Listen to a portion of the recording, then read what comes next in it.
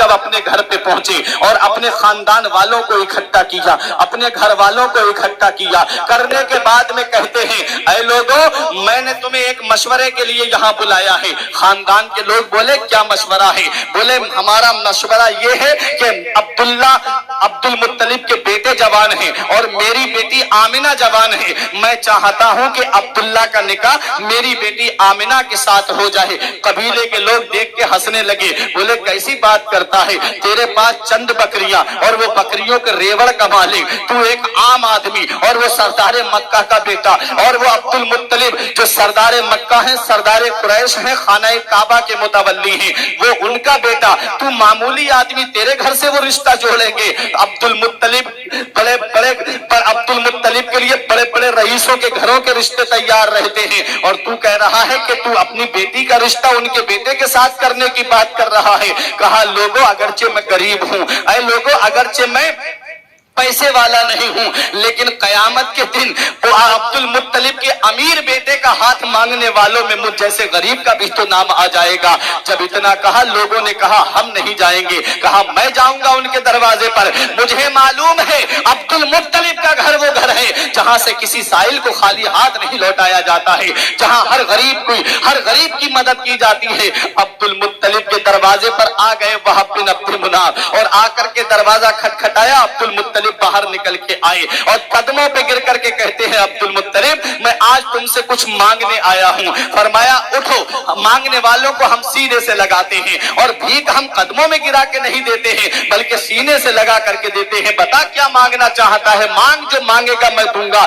जब इतना कहा तो वहाब की आंखों में आंसू आ गए। हजरत वहाब बोले कि मैं आज आपसे दौलत का सवाल करने नहीं आया हूं, कोई प्रॉपर्टी का सवाल करने नहीं आया हूं, बल्कि आपके बेटे अब्दुल्ला के लिए अपनी बेटी का हाथ मांगने, अपनी बेटी के लिए मैं आपके बेटे अब्दुल्ला का हाथ मांगने के लिए आया हूं। अल्लाह अकबर। जब इतना सुना, इतना सुनने के बाद अब्दुल मुत्तलिब बोले, जरा ये तो बता, तेरी बेटी का नाम क्या है? अब्दुल मुत्तलिब जो सरदार मक्का है, अब्दुल मुत्तलिब जो सरदार कुरैश है, अब्दुल मुत्तलिब जो खाना काबा के मुतवल्ली हैं, जो हजारों बकरियों के मालिक हैं। जरा सुनो तो सही, हजरत अब्दुल मुत्तलिब ने हजरत वहाब से ये नहीं कहा तेरी प्रॉपर्टी कितनी है, ये नहीं पूछा तेरी जमीन कितनी है, ये नहीं पूछा तेरी जायदाद कितनी है। फरमाया, पता तेरी बेटी का नाम क्या है? कहा, मेरी बेटी का नाम आमिना है। जब इतना सुना, हजरत अब्दुल मुत्तलिब नाम पे गौर करने लगे।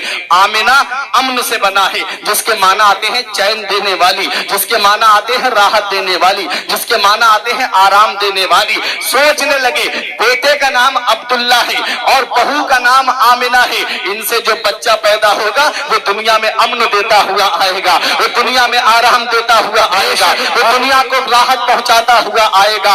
हजरत अब्दुल मुत्तलिब कहते हैं, अरे वहाब, तुम मेरे दरवाजे पर आ गए, ये बहुत अच्छी बात है, वरना चंद दिनों में मैं खुद तुम्हारे घर पर अपने बेटे का रिश्ता लेकर आने वाला था। हजरत अब्दुल मुत्तलिब ने कहा, मैं खुद तेरे घर रिश्ता लेकर के आने वाला था। ये मक्के में शादी होने जा रही है। हजरत अब्दुल मुत्तलिब जो इतने बड़े घराने के मालिक हैं, अब्दुल मुत्तलिब जिनके अंडर कई कबीले आते हैं, वो हजरत अब्दुल मुत्तलिब जिनकी प्रॉपर्टी बहुत ज्यादा है, लेकिन वहाब जो बहुत गरीब है, उनसे ये नहीं कहते कि तू अपनी बेटी को जहेज में क्या देगा, ये नहीं कहते हैं कि तेरी बेटी मेरे घर पर आएगी तो क्या क्या लेकर के आएगी। आज अपने घरों की शादियों का हाल देख लो, आज अपने अपने घरों का जायजा ले लो। तुम्हारे घरों में भी तो शादियां होती हैं। एक शादी मक्के में होने जा रही है, एक शादी मक्के में होने जा रही है, और आज अपने घरों की शादियों का हाल देख लो। तबाह कर दिया मुआशरे को तुम्हारे यहाँ के शादियों के रस्मों रिवाजों ने। आज न जाने कितने मुसलमान घरों की बहन बेटियां गैर मुस्लिमों के घरों में जाकर के रह रही हैं। ये क्या है? इसमें हमारी कमी है। आज शादी के बढ़ते अखराजात ने मुआशरे को उस दहलीज पे ले जाकर के रख दिया है। न जाने कितनी बहनों के बालों में चांदी उतर आई है, न जाने कितनी बेटियों के बालों में चांदी उतर आई। जरा सोचते नहीं तुम, तुम्हारे यहाँ की शादियों का हाल क्या है? तुम्हारे यहाँ की शादियों का क्या हाल है? अगर किसी गरीब की 3-4 बेटी होती है, पूरी पूरी रात उसको नींद नहीं आती, यही सोचता रहता है कि कहां से मैं अपनी बेटियों के लिए इतने जहेज जहेज का इंतजाम करूं, कहां से मैं अपनी बेटियों के लिए इतना जहेज लेकर के आऊं। एक बेटी की शादी करने में इतना कर्ज उस गरीब को हो जाता है कि और बेटियों के बालों में चांदी उतर आती है, और बेटियां घर में उनकी उम्र बढ़ती रहती है, 30-30 साल 35-35 साल की उम्र हो जाती है, और वो यही सोचती रहती है काश मेरे बाप के पास में पैसा होता, काश मेरे बाप के पास में दौलत होती, काश मेरे बाप के पास में इतना रुपया होता तो मेरा बाप मेरे भी हाथ पीले कर देता। आज ऐसे ऐसे गलत रस्मों रिवाज चल गए। अभी हमारे तरफ एक मंगनी हुई थी, उस मंगनी के अंदर बुलेट दी गई थी लड़के के बहनोई को। जरा सोचो तो सही, बुलेट की कीमत कितनी होती है? हमारे तरफ 2,80,000 से ऊपर तकरीबन 3 लाख के करीब उसकी कीमत है। उस बुलेट को, बहनोई को जब बुलेट दी गई है तो लड़के के बाप को क्या दिया गया होगा, लड़के की माँ को क्या क्या दिया गया होगा, लड़के की बहनों को क्या क्या दिया गया होगा, क्योंकि उमूमन बहनोइयों को और भाइयों को ज्यादा कुछ नहीं दिया जाता है। थोड़ा सोचने की बात है ये बात, और इतनी नुमाइश की गई उस मंगनी की, गली गली कूचे कूचों में उसका प्रचार हो रहा था कि इतना सामान सिर्फ मंगनी में दिया है। जब वो मंगनी कर करके अपने घर पर आए तो मोहल्ले के लोग कह रहे थे अरे जब मंगनी में इसने इतना दिया है तो शादी में कितना देगा। उसी में पड़ोस में अगर कोई गरीब बेटी होगी, उसने सुना होगा तो उसके दिल पे क्या बीती होगी। उस बेटी ने जब ये सुना होगा तो उसके दिल पर क्या बीती होगी। आज मेरे रब ने तुझे अमीर कर दिया, आज मेरे रब ने तुझे पैसा दे दिया, आज मेरे रब ने तुझे दौलत दे दी, आज मेरे रब ने तुझे प्रॉपर्टी दे दी, तू उस प्रॉपर्टी की नुमाइश कर रहा है। तूने गरीबों का ख्याल नहीं किया, तूने उन फकीरों का ख्याल नहीं किया जिनके घर में जवान बेटियां बैठी हुई हैं। रक्षा चलाने वाला गरीब, शाम मजदूरी करने वाला गरीब, पत्थर उठाने वाला गरीब, ईंटें उठाने वाला गरीब, जिसकी 300-400 रुपए की मजदूरी है, वो गरीब जब अपने घर में आता है 200-250 रुपए घर के खर्च में खर्च हो जाते हैं, 200 रुपए बचा करके रखता है। कहां से इतनी प्रॉपर्टी जमा करेगा, कहां से इतना पैसा जमा करेगा। जरा सोचो तो सही उन गरीबों का क्या हाल होगा। जब मोहल्ले पड़ोस में उस मंगनी का जिक्र किया गया होता, उन गरीबों की बेटियों पे कैसी बीत रही होगी। काश मेरे मौला तूने मेरे बाप को भी दौलत दी होती, मेरे बाप को भी गरीब ना बनाया होता तो आज मेरा बाप भी मेरे हाथ पीले कर देता। तुम्हारे यहाँ की शादियों में कैसे रस्म रिवाज आज पैदा हो गए। इस्लाम में तो सादा निकाह का रिवाज था। आज आओ अपने जहन को जरा करीब करो, आज हमारा मुआशरा कहां पर पहुंच गया, आज हमारी सोसाइटी कहां पर पहुंच गई। आज तबाह कर दिया इस मुआशरे को इस रस्म रिवाज ने। ऐसे ऐसे मुआशरे में चीजें जन्म लेने लगी। उस गरीब ने अगर किसी से कह दिया मेरी बेटी का रिश्ता लगाओ, तो जो बीच वाला होता है वो कभी महीनों रिश्ते को चलाता रहता है, कभी लड़के के यहाँ खाता है, कभी लड़की के यहाँ पर खाता है, और वो गरीब 300 रुपए की मजदूरी करने वाला ला करके उसको अच्छा खिलाता है ताकि मेरी बेटी का रिश्ता कराएगा। और उसके महीनों रिश्ता चलने के बाद में कहता है कि लड़के का बाप देखने के लिए आएगा या लड़के की माँ देखने के लिए आएगी। ये सारी बातें आज इस दौर में चल रही हैं। कभी खबर आती है अभी बहन और बहनोई देखने के लिए रह गए हैं, वो भी देखने के लिए आएंगे। कभी खबर आती है अभी लड़के का भाई रह गया है, वो भी देखना चाहता है। उसके बाद महीनों रिश्ते चलते हैं, 6-6 महीने रिश्ते चलते हैं, 1-1 साल रिश्ते चलते हैं। उसके बाद में क्या नतीजा निकलता है, यही नतीजा निकलता है कि आकर के कहता है कि लड़के के भाई को लड़की पसंद नहीं आई या लड़के के बहनोई को लड़की पसंद नहीं आई। अरे जालिम, जब रिश्ता करना ही नहीं था क्यों उस गरीब के घर पर गया खाने के लिए? जब तुझे उस घर से रिश्ता जोड़ना ही नहीं था क्यों तू उसके घर पर जाकर के कह रहा था कि मैं तेरी बेटी का रिश्ता करा दूंगा? अरे नादान, क्या इसका हिसाब नहीं देना पड़ेगा? मेरा रब सब जानता है। मेरे रब ने आज तुझे अमीर बना दिया है। हमने उन लोगों को भी देखा है जो कभी कारों से घूम रहे थे, आज उनके पैरों में चप्पल नसीब नहीं है। और हमने उन गरीबों को भी देखा है जिनके पैरों में चप्पल नहीं होती थी, आज बिल्डिंगों में महलों में फख्र कर रहे हैं। रोजी देने वाली जात अल्लाह की है, दौलत देने वाली जात अल्लाह की है, पैसा देने वाली जात अल्लाह की है, सरमाया देने वाली जात अल्लाह की है। मौला अली शेर खुदा फरमाते हैं दौलत पर और सेहत पर कभी भरोसा मत करना, क्योंकि बीमारी आने में वक्त नहीं लगता और पैसे के जाने में वक्त नहीं लगता। ये क्या है हजरत गिरामी, अगर अल्लाह ताला ने इस इंसान को मालदार बनाया था, इसको चाहिए था कि गरीबों की गरीबी के लिहाज रखता, गरीबों की मदद करता, गरीबों को अपने सीने से लगा के कहता। अरे नादान, अगर किसी का रिश्ता जुड़ भी जाता है तो अगर وہ گھر پر آ جائے اس کا سمدھی تو پوچھتا ہے سمدھی صاحب ذرا یہ بتاؤ کہ تم بارات کتنی لے کر کے آؤ گے؟ تو کہتا ہے بارات کیا، ایسی 500-600 لوگ آ جائیں گے تیرے گھر پر بارات میں۔ اللہ اکبر، خود تو 100 لوگوں کے کارڈ چھپائے دعوت دینے کے لیے، اور جب بارات لے کے جا رہا ہے تو 500 اور 600 کی بارات لے کر کے جا رہا ہے۔ مزدوری کرنے والا غریب کہاں کہاں سے لا کر کے جوڑ کر کے کھانے کا انتظام کرتا ہے، کہاں کہاں سے جوڑ کر کے اپنی بیٹی کو جہیز دیتا ہے۔ ارے جس نے اپنی بیٹی دے دی اس نے اپنا سب کچھ دے دیا۔ آج وہی بیٹی جب اپنے سسرال میں آتی ہے تو اسے جہیز کا تانا دیا جاتا ہے، اسے جہیز کے تانے دے کر کے آج بھی معاشرے کے اندر تنگ کیا جاتا ہے۔ آؤ ذرا دیکھو اپنے یہاں کی شادیاں دیکھو، اور ایک شادی مکے میں ہونے جا رہی ہے۔ حضرت عبد المطلب حضرت وہب سے کہتے ہیں کہ تو اپنی صرف بیٹی کا نام بتا دے، مجھے تیری دولت سے مطلب نہیں، مجھے تیری پراپرٹی سے مطلب نہیں، مجھے تیرے خاندان سے مطلب نہیں، صرف تو اپنی بیٹی کا نام بتا۔ حضرت وہب بولے میری بیٹی کا نام آمنہ ہے۔ عبد المطلب بولے مجھے رشتہ منظور ہے۔ یہ نہیں پوچھا جہیز میں کیا دو گے، یہ نہیں پوچھا تیری بیٹی میرے گھر کیا لے کر کے آئے گی۔ بولے بارات کب لاؤ گے؟ کہا جا تیسرے دن تیرے گھر پر بارات آئے گی۔ کہا لوگ کتنے آئیں گے؟ کہا 11 لوگوں سے زیادہ لوگ تیرے گھر پہ بارات میں نہیں آئیں گے۔ اللہ اکبر، 500 کی باراتیں لے جانے والوں، 1,000 کی باراتیں لے جانے والوں، 600 کی باراتیں لے جانے والوں، ذرا سیکھو مکے کی شادی سے کیسا نکاح ہو رہا ہے مکے میں، اور آج اپنے یہاں کے نکاحوں کو دیکھ لو۔ یہی وجہ ہے کہ بہو جو گھر میں آتی ہے 1 مہینہ نہیں گزرتا اپنا چولہا الگ کر لیتی ہے۔ نادان، تو نے اس کو بہو سمجھائی کب تھا؟ تو نے اس کو اپنی بیٹی سمجھائی کب تھا؟ تو نے تو اپنے بیٹے کی بولی لگوائی تھی، تو نے تو اپنے بیٹے کو بیچا تھا، تیرے بیٹے کو خریدا ہے اس نے، کیسے تجھے تیرا بیٹا تیرے کام آ سکتا ہے؟ اور وہ لڑکی جو تیرے گھر میں بہو بن کر کے آئی ہے اس کے باپ، اس نے اپنے باپ کا راتوں میں رونا دیکھا ہے، جو تو نے بیچ والا بچپئی بنایا تھا۔ اس نے جا کر کے کہا تھا کہ ادھر کی خبر ہے کہ اس کے پڑوس میں جو شادی ہوئی ہے اسے فلاں گاڑی ملی ہے، اس سے چھوٹی گاڑی نہیں ہونا چاہیے بلکہ بڑی ہونا چاہیے۔